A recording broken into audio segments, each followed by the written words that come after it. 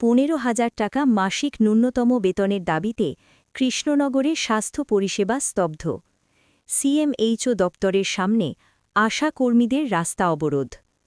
15,000 টাকা মাসিক ন্যূনতম বেতনের দাবিসহ একাধিক দাবিতে কৃষ্ণনগরে উত্তাল স্বাস্থ্য দপ্তর এলাকা। শুক্রবার সকাল থেকেই কৃষ্ণনগর সদর হাসপাতাল সংলগ্ন সিএমএইচও দপ্তরের সামনে রাস্তা অবরোধ করে অবস্থান বিক্ষোভে সামিল হন পশ্চিমবঙ্গ আশা কর্মী ইউনিয়নের সদস্যরা। বিক্ষোভকারীদের অভিযোগ, দীর্ঘদিন ধরে আশা কর্মীরা রাজ্যের স্বাস্থ্য ব্যবস্থার মেরুদণ্ড হয়েও ন্যায্য পারিশ্রমিক ও সামাজিক সুরক্ষা থেকে বঞ্চিত। মাসিক 15,000 টাকা স্থায়ী বেতনের পাশাপাশি অবসর ভাতা, চিকিৎসা সুবিধা ও কাজের স্বীকৃতির দাবিতে তারা এই আন্দোলনে নামেন। আন্দোলনকারীদের স্পষ্ট বার্তা, দাবি মানা না হলে এই বিক্ষোভ আরও তীব্র হবে এবং প্রয়োজনে বৃহত্তর আন্দোলনের পথে হাঁটবেন তারা। ঘটনায় সকাল থেকেই ওই এলাকায় যান চলাচল ব্যাহত হয়, চাপে পড়ে সাধারণ মানুষ ও হাসপাতালগামী রোগীরাও। শেষ খবর পাওয়া পর্যন্ত আন্দোলন চলছে এবং প্রশাসনের পক্ষ থেকে এখনও কোনো লিখিত আশ্বাস মেলেনি।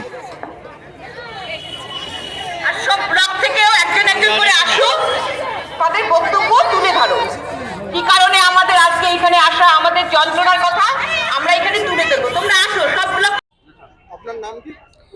আমার নাম অপর্ণা গুহ, পশ্চিমবঙ্গ আশা কর্মী ইউনিয়নের নদিয়া জেলার প্রেসিডেন্ট। আজকে প্রথম বিক্ষোভ নয়, আজকে লাগাতার কর্মবিরতি যে 23শে ডিসেম্বর থেকে ডাকা হয়েছে, আজকে তার চতুর্থ দিন। রাজ্যের প্রত্যেকটি জেলায় জেলায় আজকে এই অবস্থান বিক্ষোভ চলছে, তার অঙ্গ হিসেবে নদিয়া জেলাতেও চলছে। আমাদের দাবি হচ্ছে 15,000 টাকা করে রাজ্য সরকারকে আশাকর্মীদের মাসিক বেতন দিতে হবে, ভাতা দিতে হবে। আশাকর্মীদের প্যাকেজের কেন্দ্রীয় সরকারের অর্ডার 3,500 টাকা করে দিতে হবে, সেইটা লাগু করতে হবে এবং সমস্ত বকেয়া টাকা অতি সত্বর মেটাতে হবে। আশাকর্মীদের যে 10,000 টাকা দেওয়া হয়েছে ফোন কেনার জন্য, তার সাথে 14টি শর্ত জুড়ে দেওয়া হয়েছে, এই সমস্ত শর্ত প্রত্যাহার করতে হবে। আশাকর্মীদের কর্মরত অবস্থায় যদি কারো মৃত্যুবরণ হয়, তার পরিবারকে 5 লক্ষ টাকা দিতে হবে। আশাকর্মীদের কোনো ছুটি নেই, সেই সমস্ত সরকারি ছুটি তাদের দিতে হবে। আশাকর্মীদের ম্যাটারনিটি লিভ 180 দিন দিতে হবে, মাত্র 45 দিন দেওয়া হয়, আমরা ডিমান্ড করছি 180 দিন দিতে হবে। এই রকম 8 থেকে 10 দফা দাবিতে লাগাতার কর্মবিরতি আহ্বান করা হয়েছে। যতক্ষণ পর্যন্ত এই দাবি পূরণ না হবে, ততক্ষণ পর্যন্ত এই লাগাতার কর্মবিরতি চলবে। এখনো পর্যন্ত কি কোনো আধিকারিক বা কর্তৃপক্ষ আপনাদের সাথে যোগাযোগ করেছে? যোগাযোগ করেনি, তবে একটা আশ্চর্য বিষয় হচ্ছে আন্দোলনের দ্বিতীয় দিনেই দেখলাম বকেয়া 3 মাসের প্যাকেজের টাকার অর্ডার কপি স্বাস্থ্য ভবন পাঠিয়েছে। ফলে আমরা শুধু ওই বকেয়া টাকা দিলেই যে আমরা লাগাতার কর্মবিরতি তুলে নেব তা নয়, আমাদের বেতন বৃদ্ধি করতেই হবে। আমরা এই টাকায় আর কাজ করতে পারছি না। আর নির্দিষ্ট কাজ ছাড়া, মা শিশুর পরিষেবা ছাড়া যে বাড়তি কাজ, খেলায় ডিউটি, মেলায় ডিউটি, পরীক্ষার হলে ডিউটি, দুয়ারে সরকারের ডিউটি, চোখের আলোয় ডিউটি, এমনকি নেতা মন্ত্রীর ছেলেমেয়ের বিয়ে হলেও সেখানেও আশাকর্মীর ডিউটি। অথচ আশাকর্মী স্বাস্থ্যকর্মী নয়। তারা বলে আশাকর্মী স্বাস্থ্য প্রকল্পের কর্মী, আশাকর্মী কিন্তু স্বাস্থ্য কর্মী হিসেবে স্বীকৃত কর্মী নয়।